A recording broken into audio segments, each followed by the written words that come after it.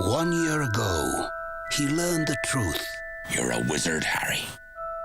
And his first year at Hogwarts School became legend.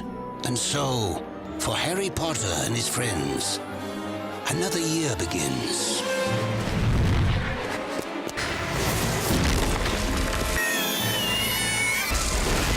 It's very different from the first film. It's got basically more of everything. Hold still! There's kind of more room for action. Much more adventurous, yeah. The chamber is said to be the home of a monster. I can't wait to see the spiders. What?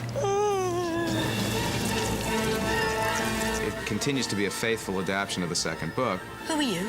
Dobby the house elf. I think it's funnier than the first film. There's new characters in this. Nice big smile, Harry. Together you and I rate the front page. Everywhere that Gilderoy intercedes or intervenes and causes some version of mayhem. Draco's back, and he's a lot worse in the second film than he is in the first. It's just great fun. But if there really is a Chamber of Secrets, and it's really been opened, then that means that The Heir of Slytherin has been returned to Hogwarts. The first film opened on Friday, and then on Monday we were immediately into shooting Chamber of Secrets. You know, you just back to work, back with the people you know. Hey, welcome back.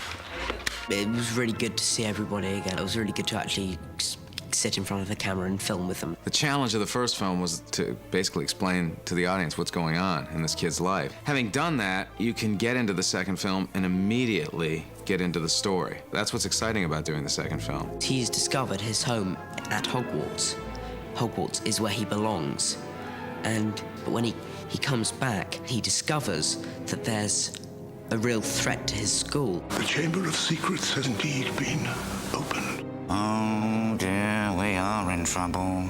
Unless the culprit is caught, it is likely the school will be closed. Hogwarts was founded by 4 professors. One of them was Salazar Slytherin. So Slytherin built a secret chamber in the school called the Chamber of Secrets, where he could go and work on his dark magic. The only way the chamber could be opened was by the true heir of Slytherin. And in the film, we try to find out who the heir of Slytherin is. Our goal with the films is to have them be true representations of the books in spirit and in story and character. You heard what Hagrid said. Follow the spiders. They're heading into the dark forest. Wait, spiders? Why couldn't it be follow the butterflies? It was also exciting to make a darker picture, slightly more of an action-adventure film this time around, which is really exciting to me. It appeals to the 10-year-old boy inside of me. Don't panic. Unlike a pure remake or a pure sequel, it's a story that exists on its own terms. Can we panic now? Harry's character is very different from in the first film. Harry's a lot stronger character. In the first film, Harry's very reactive to everything around him, and in the second film, he's very proactive. Rictus Sempra! Harry! Hagrid! Hello, Hermione. Hermione definitely becomes more sort of easygoing. She's kind of a little less obsessed with books and work, and she kind of settles down a bit. Why are we brewing this potion in broad daylight in the middle of the girls' lavatory? Don't you think we'll get caught? Ron's kind of changed because his sister's now there, and he's kind of got to be the big brother, kind of looking after the sister. And in this film, we've got the owl. I've got the owl, Errol, who's really, really stupid and clumsy. What we really wanted to explore in the second one is the fact that the kids are getting older. It's the second year at Hogwarts for these 3 children. So things are starting to get a little more complex. Relationships aren't as simple as they once were.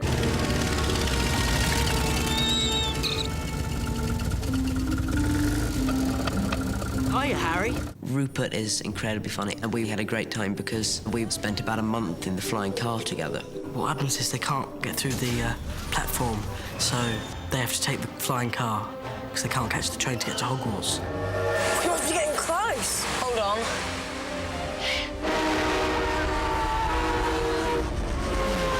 Which, in the end, turns out to be an incredibly bad idea, as they end up flying straight into an incredibly violent tree. Oh yeah, that was really fun. Those were some of the best filming days, I think. Why are you so determined to embarrass me? I'm not determined to embarrass you. I'm determined to be taller than you are. Me, Rupert and Emma and some of the other kids have developed really strong bonds now. We all get on very, very well. But we're not really enemies. We love each other, really. Me and Tom get on really well in real life. In the film, they really hate each other. Famous Harry Potter. Can't even go to a bookshop without making the front page. Draco Malfoy is a bit cleverer. I reckon he's got a bit cleverer over the years because he seems to think of more evil schemes. Scared Potter? You wish. I cheat a little bit at the beginning. Inverted statue!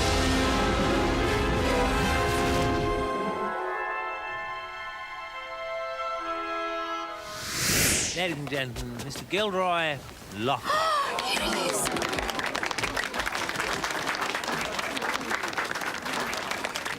Mum fancies him. Gilderoy Lockhart is a very vain, egotistical author. He pretends to be humble, and he pretends to be brave and strong, and he pretends to be a gracious person, but in reality, he's not any of those things. He's a complete and utter phony. If we are to believe everything he says, he has taken on more wizards and foul creatures and monsters than any other wizard in living memory. Gilderoy Lockhart, Order of Merlin, 3rd class, honorary member of the Dark Force Defense League, and 5 times winner of Witch Weekly's Most Charming Smile Award. Hermione is seriously dreamy about Lockhart. He is singularly the most gorgeous Defense Against the Dark Arts teacher this year at Hogwarts. I didn't get rid of the band and banshee by smiling at him. Boys hate him. They're just embarrassed by him. He's cringeworthy. He's just, ugh. Now, be warned.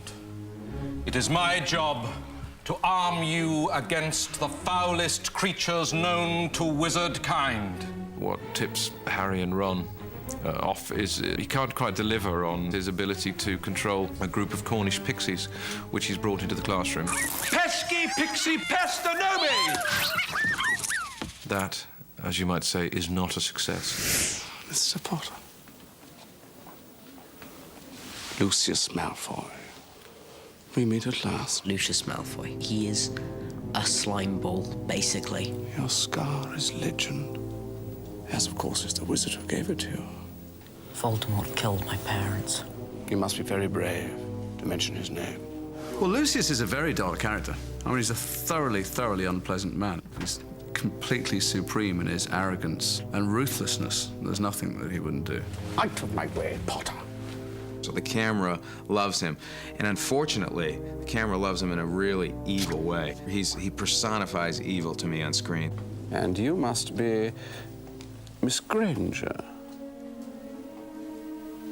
Yes, Draco's told me all about you. The fun in this for me is being as grotesque as I can and yet trying to make it real. It's tricky with Lucius. There's not a lot going for him in the popularity stakes. Remember, and slow, telling a tale. It's sinister, soft, set, and action. It's been 50 years since the chamber was last opened.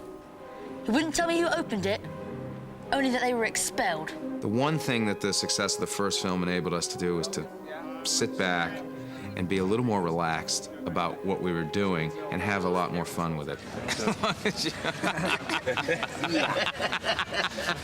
That's actually great. So you'll find a lot more humor in this film. There's more of a playful side, certainly from me and the kids. Say something!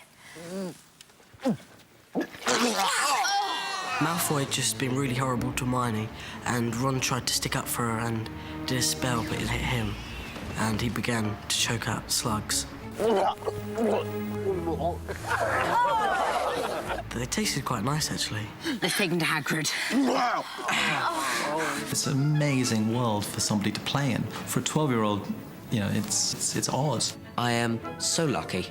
How many kids in the world would pay thousands to be doing this right now. I wouldn't have swapped this for anything. It was such a great atmosphere, the first film, and we wanted to maintain that experience. So you do form specific bonds, and you form a strong sense of almost family with the crew, and I wanted to continue that on the second film. There was a sense of coming into a family, being the newcomer, but being very welcome. So that was a nice atmosphere, friendly, and people laugh. The kind of humour that's in the books is on the set. I think everyone's a bit more kind of relaxed, really, you know, just because we know what to do and what to expect. The kids really felt comfortable with all departments, and I thought, well, I'd like to keep it comfortable. Again, it's all about making those kids, the core of kids, feel comfortable on the set. In the first one, I'd never done any professional acting, so I was nervous. Now I know the people I'm working with, and I know my surroundings, so I feel a lot more relaxed, and I feel as though I can really have a good time with this one.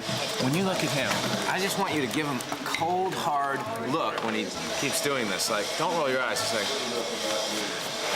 Chris Columbus is wonderful.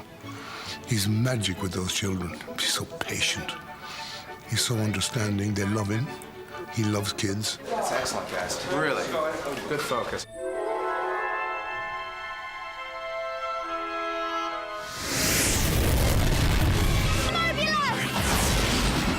There are loads of twists and turns everywhere. Harry? Ron. Excellent. The snakes and the spiders. Not any spells? Quidditch. I suspect the audience will be quite looking forward to me getting my comeuppance.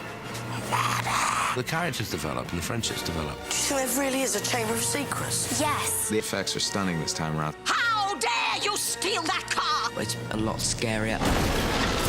It's funnier. It's got more action. Harry! Hold on! It's going to be amazing.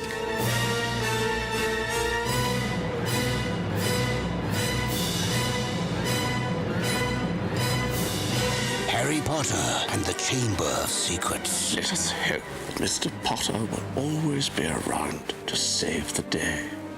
Don't worry. I will be.